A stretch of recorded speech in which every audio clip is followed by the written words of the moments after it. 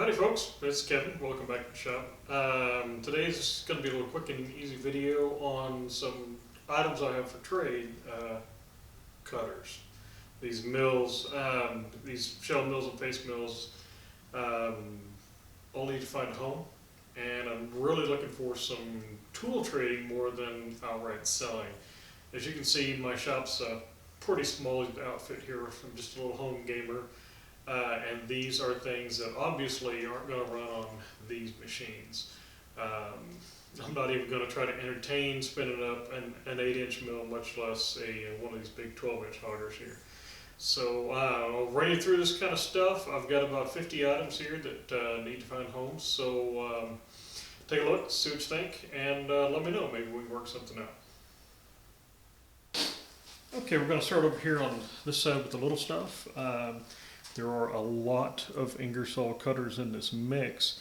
In fact, most of it is Ingersoll.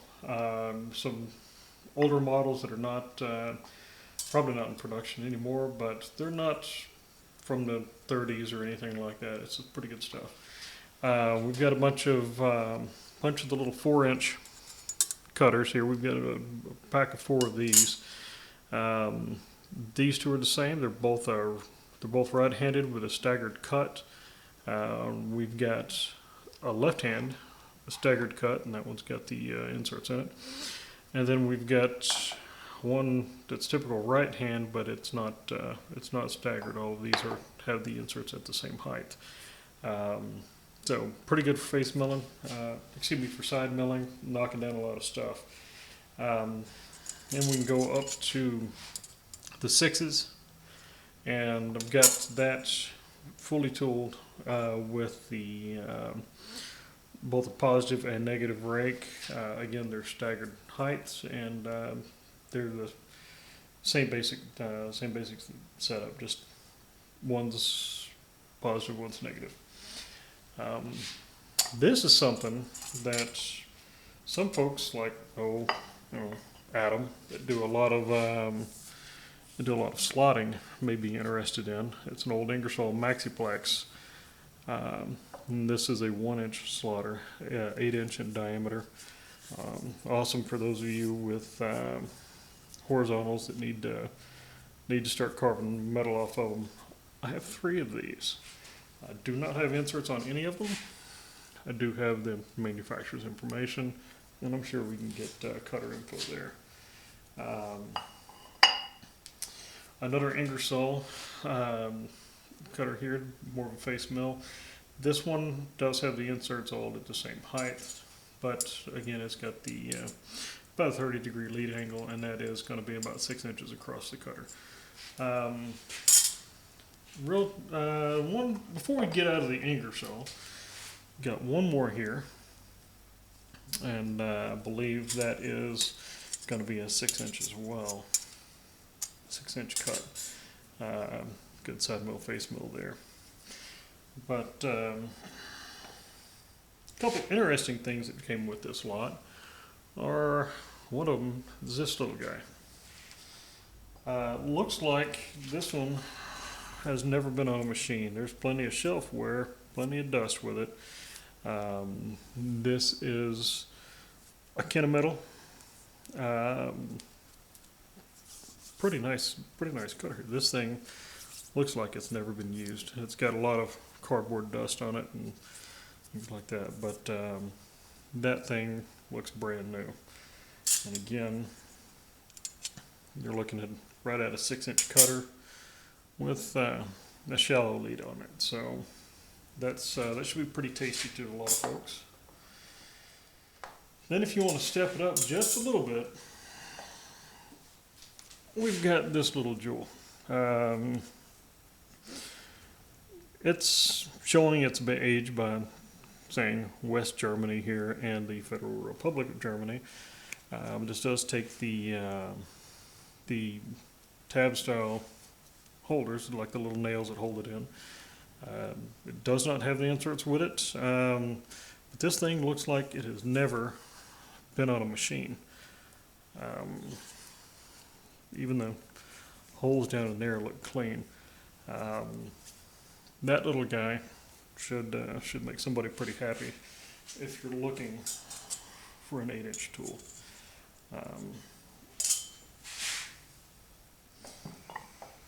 Now we'll bump the camera around a little bit more and look at some more goodies.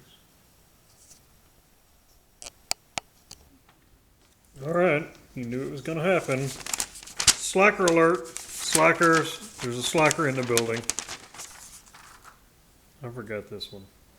This nice little piece of Sandvik hardware. It's got a little rub mark on it. Somebody's learned you don't plunge with these things. But other than that, it's in pretty good shape. It is a 6-inch cutter and obviously uses far more common inserts. So we'll go ahead and slide this into the middle of the video and pretend that never happened. Okay, we've slid around a corner here and stepping on up to some other toys that we've got.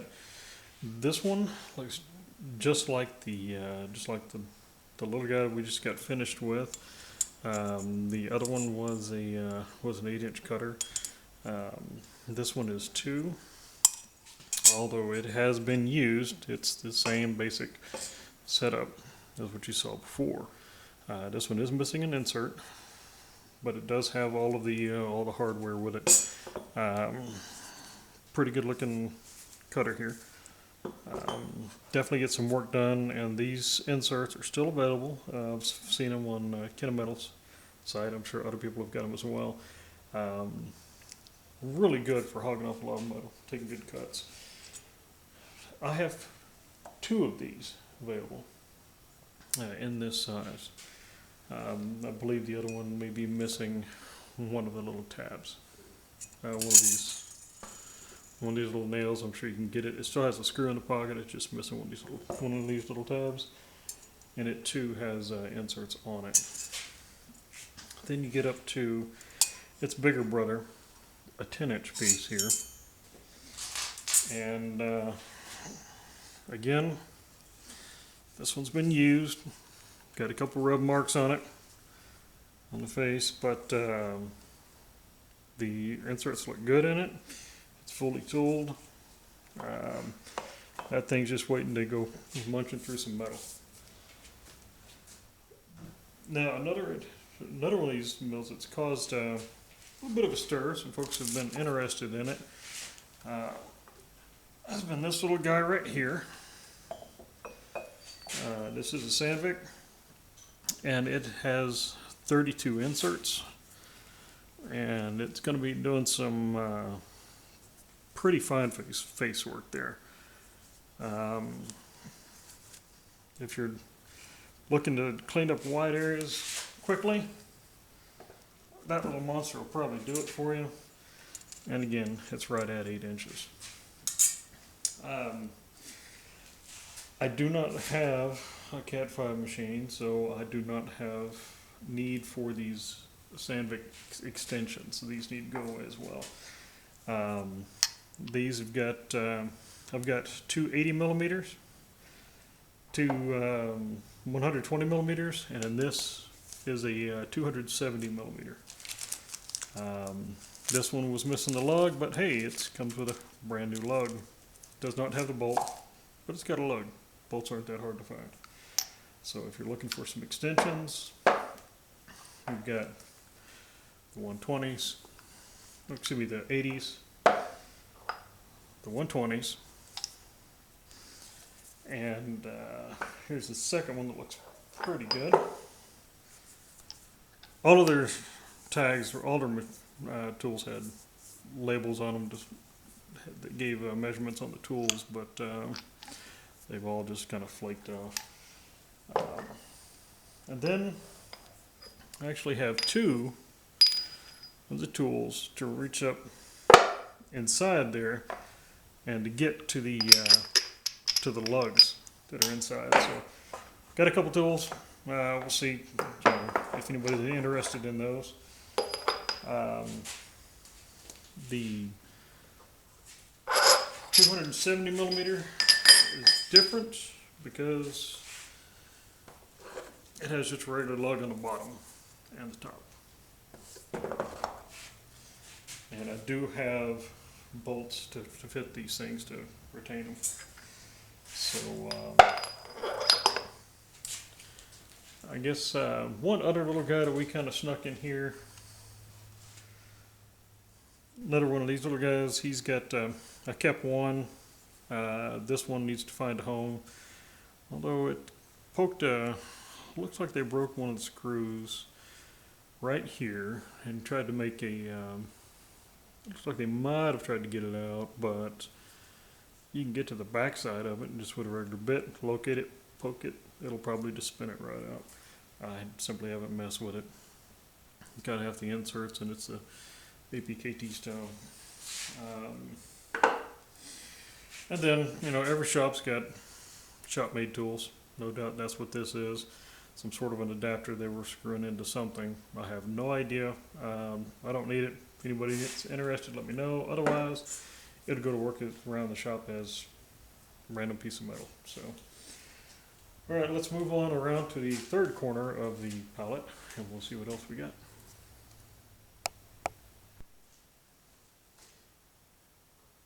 Okay, we're back over in the next corner of the pallet, and these monsters. There's no way I can spin this thing up with a 3/4 inch shank in my tree 2 UVR. So this little guy needs to find a home. Pretty hefty cutter here. 10-inch cross points. I have, again, this is more Ingersoll stuff. I have 3 of these. Various condition. One of them's got some rub marks on it. Another one has, again, some of the inserts, not all of them. We do have the manufacturer, make, and model numbers and some inserts to copy, so we can either look it up to find the inserts or just measure these and figure it out. 3 of these guys. This little monster, you're looking about 10 inches across. Again, but just fewer inserts.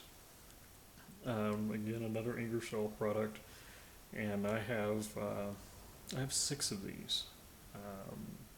They need to find a home. That's a lot of meat just sitting around the shop. Help me find a home for these 6. Let's do some talking on those things, and we'll see what we can find. A moment ago, I told you that I had a lot of bolts, fasteners, and whatnot for these extensions that were over there. Well, I'll spin you around a little bit, and there they are. This is all the hardware that came with it. You guys will recognize some of this stuff. Obviously, to hold these things onto the bottom there. Some of the bolts to go through the holes in the lugs. This is may be useful for some of you that play with saws. This is an ISCAR little set of supports here for running saws, especially on horizontal mills. There's a little bit of surface ugly there, but other than that, these things are in pretty good shape. Really nice, no nicks, no burrs. Those are in good shape. This one was a bit interesting. I bothered to try to chase the number down to see what the number is. THS015. Gonna hold a little bitty insert in something. One of those came around. If you got a need for it, let me know. I'll shoot it out to you. And a couple of little backers, but they're not the same as what's on these other tools. A little bit different. Again, if you could use it, just let me know. These are NEO407. So, but like I said, a little bit of hardware to work with these tools. Let me slide around to the next batch.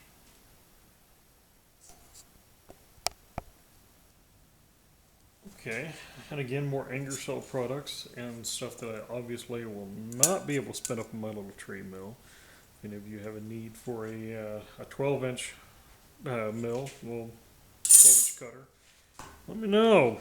You can see that this one's obviously going to be a backward spinning a lefty here, and it needs 2 screws. Do not have any tooling for it. It's in pretty good shape. I don't see any cause for concern with that little guy. Luckily, there's only one of these. That's a heavy beast. And then I have its little brother here. It's an 8-inch tool, and I believe this one has all the hardware. He's got some rub marks on him, but I think it looks pretty good.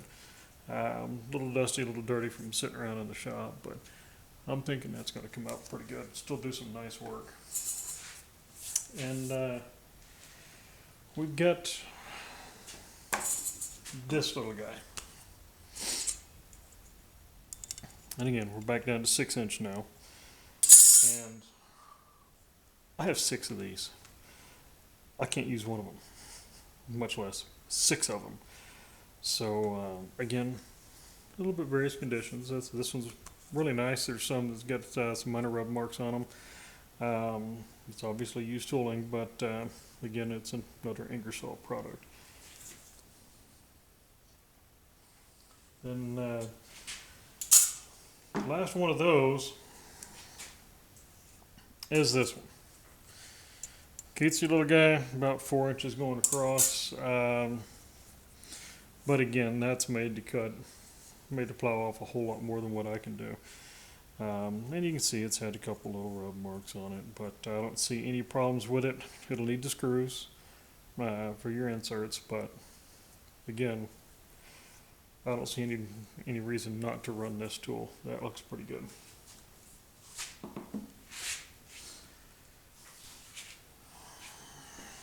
Now we're making a little bit of a change here.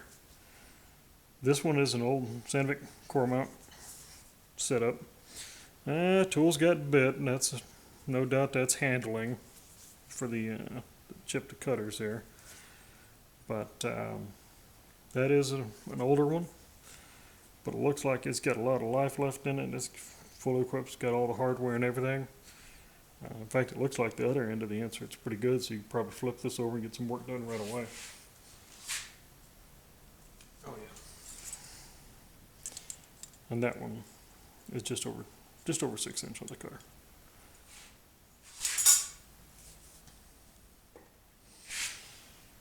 And then the last one of these is this little monster, this little Sumitomo.